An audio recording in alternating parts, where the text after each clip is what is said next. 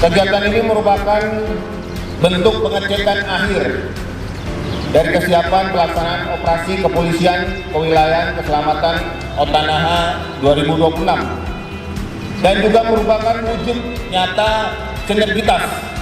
Polri yang dengan stakeholder terkait